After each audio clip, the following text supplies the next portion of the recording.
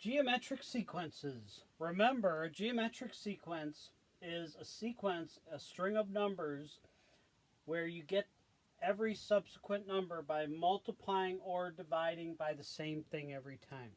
So in this case, I started with 2, and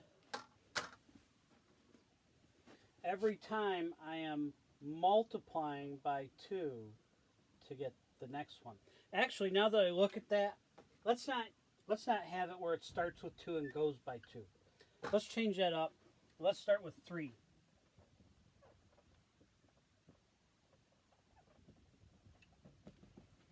So I'm still multiplying by 2, but this way the first term isn't the same as the thing I'm multiplying by. So remember, we had a little bit of notation to worry about. A sub 1 is the first term. This would be A sub 2, A sub 3, A sub 4, A sub 5. First term, second term, third term, fourth term, fifth term. And this just keeps on going. So way out here somewhere is the 10th term, the 20th term, the nth term. Whatever one you want to talk about. Somewhere out there is, we call it the nth term.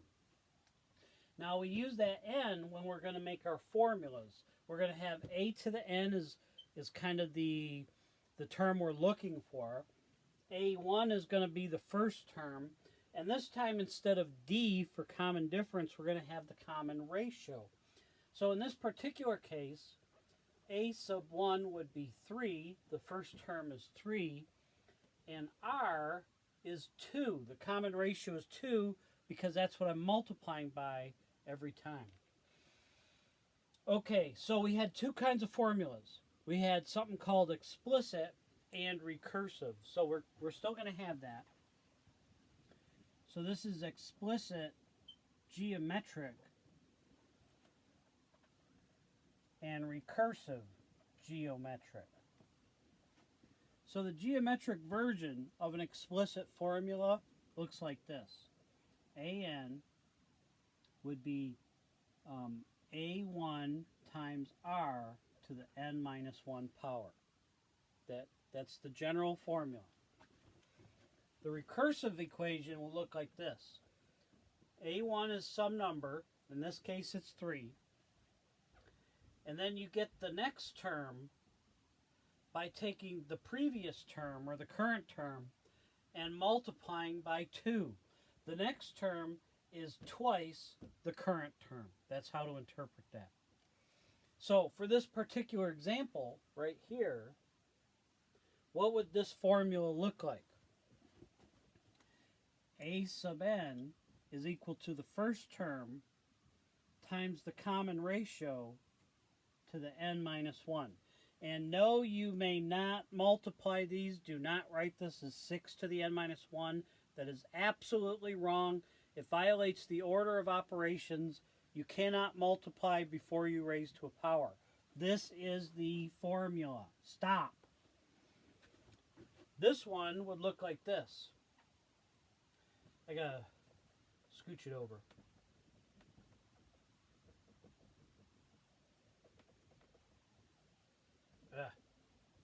R times AN. So in this particular example, A1 is 3, and the next term would be 2 times the current term. So that would be the formula. And for this, I would just ask you for the formula. You give me that and you'd be done. For this one, I'd ask you maybe a follow-up question. First, what's the formula? Second, what is the 99th term? Something that you're not going to want to keep timesing out. And by the way, that's going to be pretty big, isn't it? So let's figure it out. The 99th term would be 3 times 2 to the 99 minus 1 power. Well, let's see what that is. Should be a pretty big number. So you start with the power. The order of operations is going to be 2 to the 98th power. And then I'm going to multiply that by 3. And my calculator is giving me scientific notation. 9.507 times 10 to the 29th power. Right, so that is a huge number. Let's do another example, and let's not do one that's quite so big so that the answer is real strange. Let's just look at a couple examples. I'm going to give you the formula, and we'll come up with the equations. We put that down. I'm sorry, I'll give you the sequence, and we'll come up with the equations. Now, see what I just did? See how I'm holding my marker? I keep marking on my wall when I hold it like this. All right, so let me cap this off here.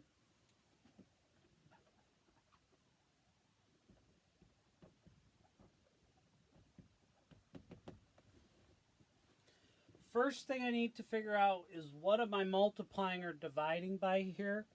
And it looks like I'm dividing by 5, right? 100 divided by 5, 20 divided by 5.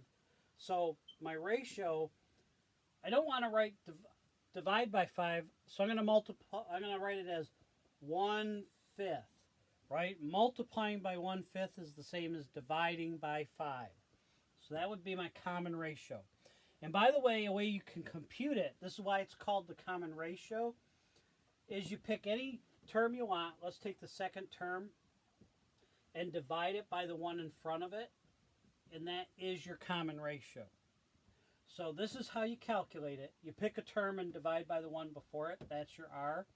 Or, right, if I am dividing by 5 every time, that's like multiplying by 1/5. So whichever way you're comfortable with there. Also, the first term is 100. So now we can make our formulas. So our explicit formula would be a sub n equals a sub 1 times r to the n minus 1 power. And we'll use that in a minute. The recursive formula would be a sub 1 is 100. You got to start with the first term. And then you get this weird one. The next term is equal to the current term times 1/5. Right? Or we could have written 1/5 times. Doesn't matter because, order of multiplication doesn't matter. Now for this, I'm just going to ask you for the formula. Bam, you're done. For this one, I might ask you a follow-up question, like what is the 16th term? Well, the 16th term is 100 times 1/5 to the 16 minus 1 power. Whatever that is, that's our answer. So the 16th term is 100 times 1/5 to the 15th power. And I'm getting, well, the calculator's saying 3.28 times 10 to the minus 9, which would be 0.8 zeros, 1, 2, 3, 4, 5, 6, 7, 8, 3, 2, 8. Right? I would accept this. Let's do that one more time. And then we'll do a couple problems where I give you the formula and you give me the first 5 terms. And that covers geometric sequences, what we're going to do with them. So our next example.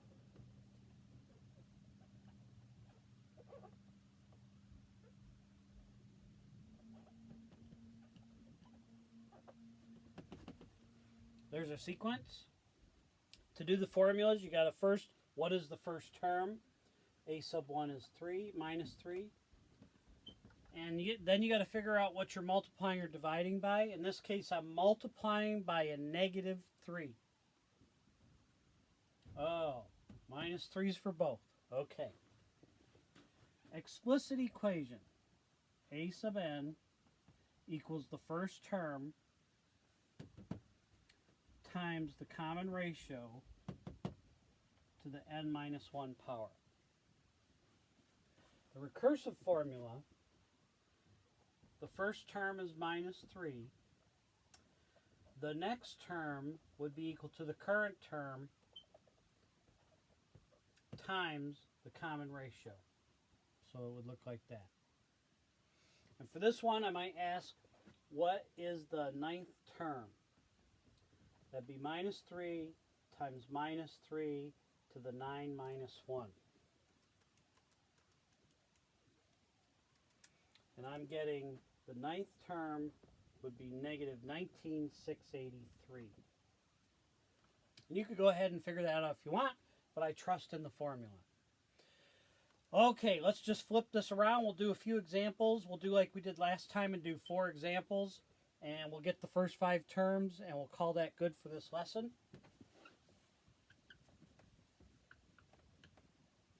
Remember, directions, list the first 5 terms.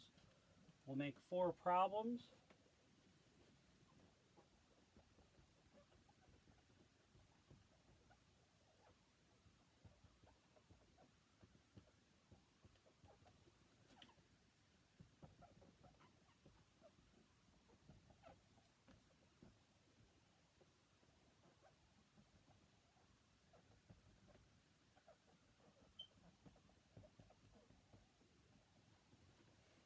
Okay.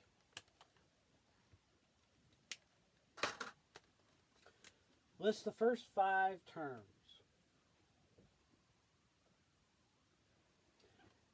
Here's my work. A sub 1 is 4 times 1/2 to the 1 minus 1. Well, that would be 4 times 1/2 to the 0. Anything to the 0 is 1. That's 4. A sub 2 is 4 times 1/2 to the 2 minus 1. Well, that would be 4 times 1/2 to the first. 4 times 1/2 is 2. A sub 3 is 4 times 1/2 to the 3 minus 1. Right? I'm putting the n 3, 3, 2, 2, 1, 1. So 3 minus 1 is 2. 1/2 squared is 1/4. 4 times 1/4 is 1. Notice how every time I'm multiplying by 1/2. Once I get the first couple, once I see the pattern, if you realize the next one is 1/2 and the one after that is 1/4, you can just do that mentally.